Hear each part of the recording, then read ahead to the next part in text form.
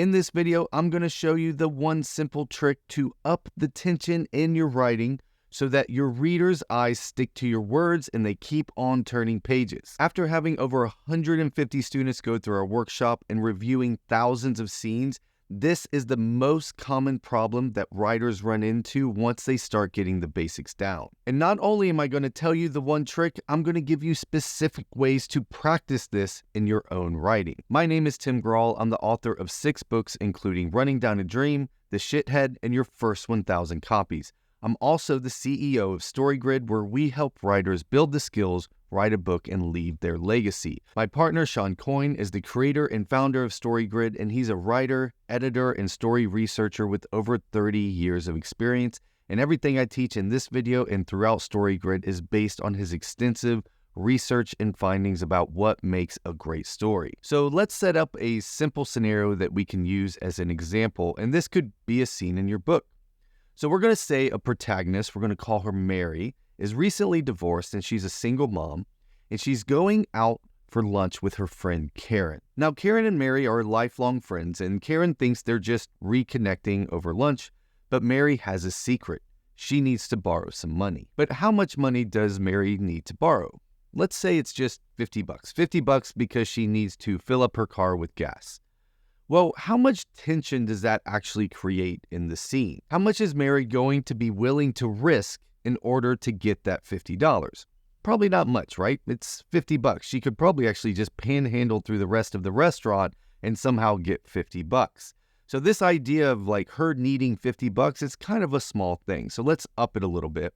Let's say that Mary wants to borrow $500 for a round trip ticket in order to go to Cancun because she's just kind of stressed out and needs a break. Again, how much tension is this going to create for the reader? Will the reader even care that much? Because does Mary really need this trip? And then how much is Mary willing to risk in order to get $500 for a trip that she knows she doesn't really need to go on? So let's up the ante again. Let's say that Mary needs to borrow $5,000 because she needs to move into a new apartment. So she's got to put down the first month's rent along with the security deposit and moving expenses. And she needs to move because her abusive ex-husband has found out where she lived and she needs to get out of there and find a new place to live. And so she needs to borrow that $5,000 from Karen. Well, how much tension is this going to create in the scene? Well, there's a lot here, right? Her ex-husband that's abusive is after her. She really needs to get into this new apartment, so there's kind of a time clock on here. But at the same time, how much is she going to risk? I mean, she probably can just ask Karen for the money and Karen will let her borrow it because her best friend is in such danger. And so it's not really going to create this situation where this rising tension is going to happen, because once she just tells Karen what's going on, Karen will probably let her borrow the money. Now let's up it one more time. Let's say that Mary needs to borrow $50,000 from Karen, and she needs to do it because her daughter's been kidnapped and she's got to pay off the ransom by 3 o'clock that day. Oh, and she can't tell Karen why she needs the money. Now we have some tension in here. What is Mary willing to risk in order to get that $50,000? Well, a whole lot, because her daughter's life is on the line. And also it creates more tension because she has a secret that she can't tell. She can't tell Karen why she needs the money. So now, how much is Mary going to be willing to risk in order to get that $50,000? Well, a whole lot. Maybe she'll bring up the fact that she knows Karen had that affair 10 years ago and she could tell her husband and that would end the whole marriage. Or maybe she knows something about Karen that would have Karen lose her job. There's all kinds of things you could put in here. Imagine if you were in that scenario, what lengths would you go to if you were Mary in order to get that $50,000 that you know your friend Karen has sitting in her bank account right now? So can you see, just by changing the object of desire, what your protagonist wants in the scene and why they want it, it changes everything. It ups the tension. It ups what the protagonist is willing to risk in order to get what they want. So everything else is the same. The characters are the same. The setting is the same. But if you change the object of desire, it changes everything in the scene and it starts upping the tension and making it more interesting for the reader to read and something for them to truly empathize with. So let's look at something else here. Okay, so let's draw a little graph here to use this as an example. And what that line is on the left side of your screen, we're going to call that energy. And I mean energy. I mean you're actually sending energy into the reader through the words that you put on the page. You've felt this if you've ever felt fear or catharsis or anger or sadness while reading. That's because the author of the book put words on the page that transferred energy into your body. But there's other words that we can use for this. We can use words like excitement, tension, conflict, stress, friction. But really, all of these add up into a single thing that we're trying to focus on as writers, which is keeps the reader turning pages. So just keep in mind, on the left, we're always trying to drive the energy, excitement, tension, conflict, stress, and friction up because that's what keeps the reader turning pages. So we're going to move energy up there to remind us what that is. So now let's look at the basic structure of a scene that is working. So we have some sort of baseline of energy that the scene is starting at. In the beginning of the book, it's usually a little bit lower. Towards the end of the book, it's higher. But in this particular scene, it always has a particular baseline that it's starting at of energy. And then the inciting incident happens. So something comes along and knocks the protagonist's life out of balance. And this creates the object of desire. This creates the thing that the protagonist wants and they're going to actively pursue throughout the scene. And then the protagonist is going to keep trying things to get their object of desire, and they keep getting blocked by some force of antagonism. Remembering that an antagonist is not necessarily the villain, although it could be. A form of antagonism is anything that's getting in the way of your protagonist getting what they want. And so then it reaches this crescendo of a turning point. And this is the point where the protagonist has run out of ideas to get what they want, and they're pushed to a place in their life they've never been. And that's where they have to deal with the crisis and the climax. So the crisis is, what are they going to do? Are they going to do A or are they going to do B? And then the climax of the scene is when the protagonist acts on their decision. And this is the answer to the inciting incident. So the inciting incident knocked their life off balance. The climax is what they did as a result of that. And this is always the highest point of energy in a scene. And then there's usually a slight drop-off of the resolution. And then at the end of that is the baseline for the next scene. And this is what you want them to look like when you start stringing scenes together, is each scene ends at a higher place so that the next scene starts at a higher level of energy. This is what keeps the reader turning pages. What you don't want is a flat scene.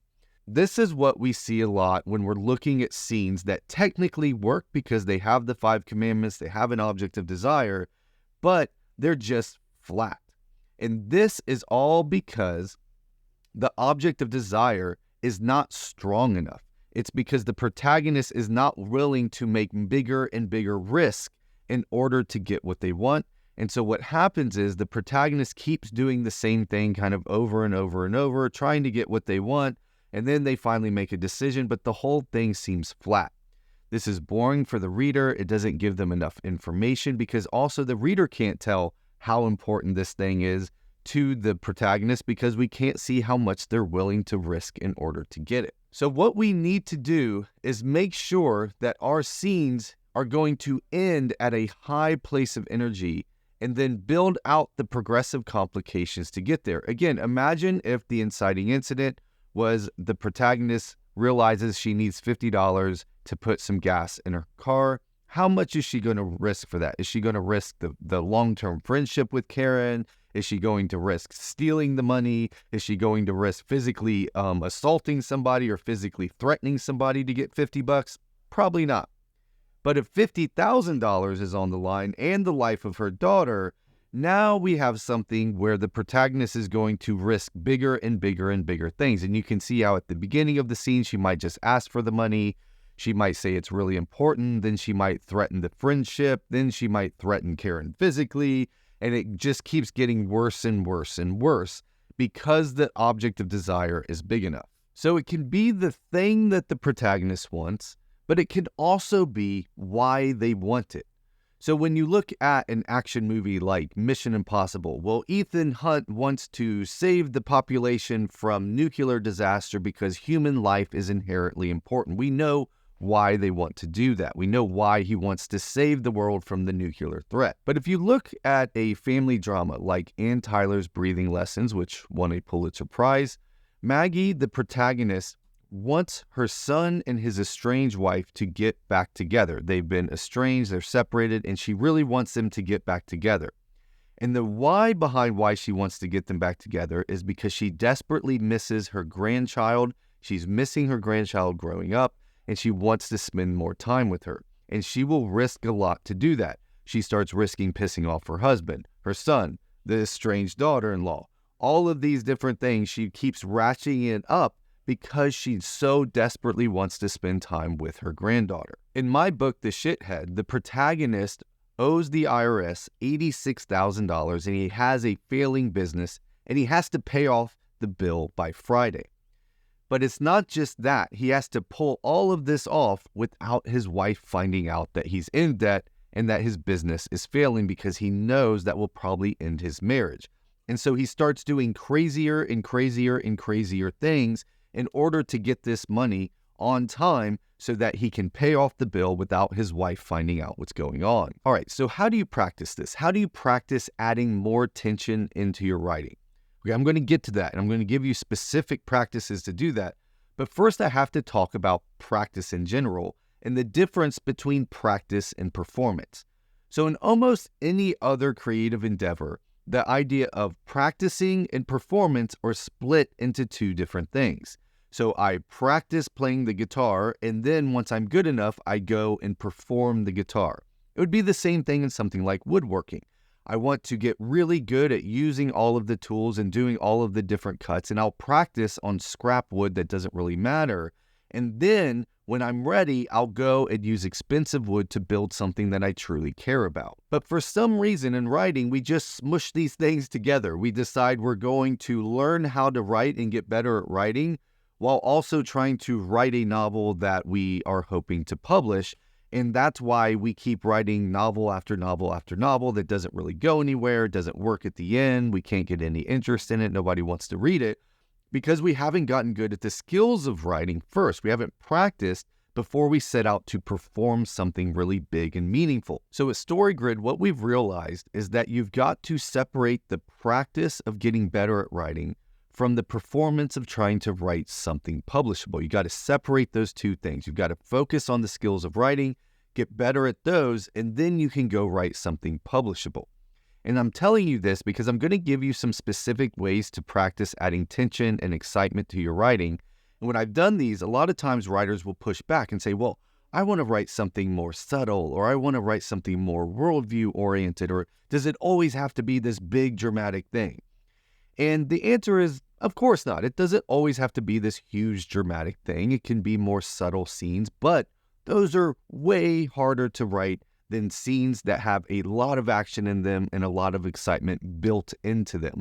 And my question is, can you write one of those scenes on a regular basis that works really, really well? So I'm going to give you 3 setups for scenes that I think you should practice writing and doing your absolute best to make them exciting to read, have a lot of energy in them, and have something that the reader is just going to be glued to their seats in order to read.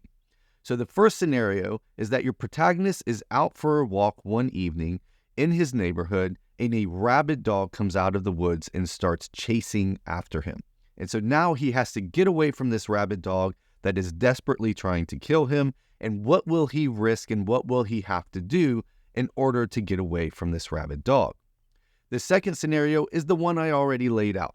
So we take these 2 women, Mary and Karen, that are having lunch. Karen thinks she's just reconnecting with her friend, but Mary needs to borrow $50,000 in order to pay off the person that has stolen her daughter, that has kidnapped her daughter, and she's got to do it by 3 p.m., and she can't tell Karen why she needs the money. So write that scene. The third scene is that there's been a severe storm and flooding is rushing into a neighborhood, and a child is trapped under a tree, and the protagonist has to try to save the child before they both drown. So the water is rising quickly while the child is on the brink of drowning, and your protagonist has to decide what they're willing to do, what they're willing to risk in order to save the child. By writing practice scenes like this, you'll learn what it feels like to add lots of tension and excitement into a scene that keeps the reader turning pages, And then as you get better and better at that, you can start writing more of the stuff that you want to write. So I want you to focus on making the scenes